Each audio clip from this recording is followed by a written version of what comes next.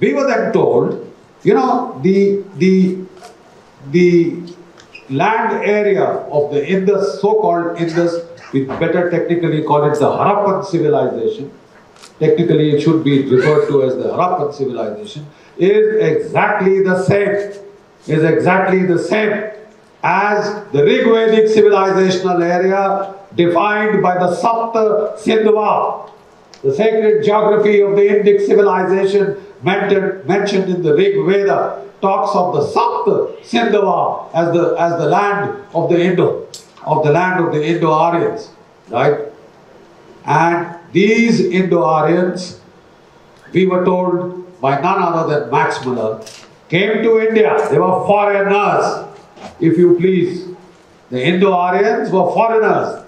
They came from the steppes, possibly Anatolia, right? Turkey, Anatolia. They came from the steppes. And have you heard the latest jokes being spread from Harvard? We have Tony Joseph, who's written a massive tome to tell us how, you know, this happened, but a little more of Tony Joseph a little later, right? He said, Max Muller said, the Aryans came in 1500 BCE. Why 1500 BCE? Because no civilization can be older than the Mesopotamian civilization. You know, the Abrahamic religions came from there.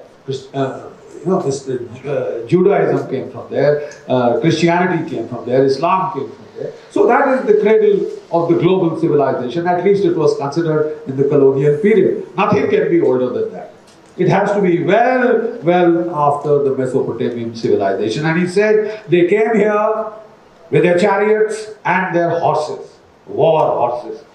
How they brought the chariots across the Hindu Kush and the Himalayan passes is something that beats me as a military man, because I have served on every single Himalayan pass in the course of my 41 years in the army. You get that rickety wooden chariot across the pass? You want us to believe that?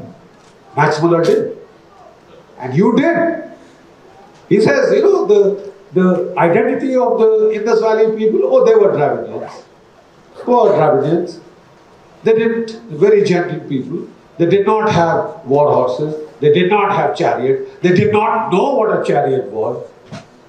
And therefore, the Aryans came, you know, with their war horses and chariots. And Indra was the destroyer, Purandara, the destroyer of 100 fort cities.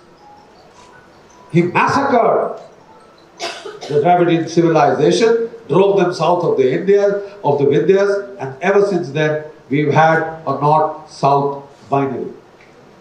Right? A north-south binary has been created so that we scrap with one another for every little thing. The fact of the matter is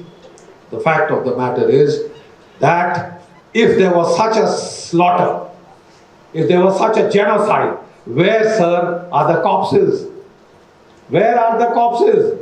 At one side they found 36 skeletons and said, oh, here are the corpses. At another side they found 11. The Vice Chancellor will correct me if my statistics are wrong, but 36 and 11. And when they were examined closely, they had no sword cuts, they had no spear marks, and it later came to light that they had died of drowning. You don't call that a massacre? And let me also tell you, and the very learned professor, one of our greatest archaeologists, world acknowledged, will tell you that the Indus Valley Civilization does not have 100 cities. It was supposed to be an urban civilization, but the number of cities that exceed 100 hectares is just about 10. It's just about 10. Right? So how could Indra have destroyed 100 fort cities? Exaggeration. Exaggeration. No, we are not going to talk on emotion here, right? The emotion is against those who try to distort our history.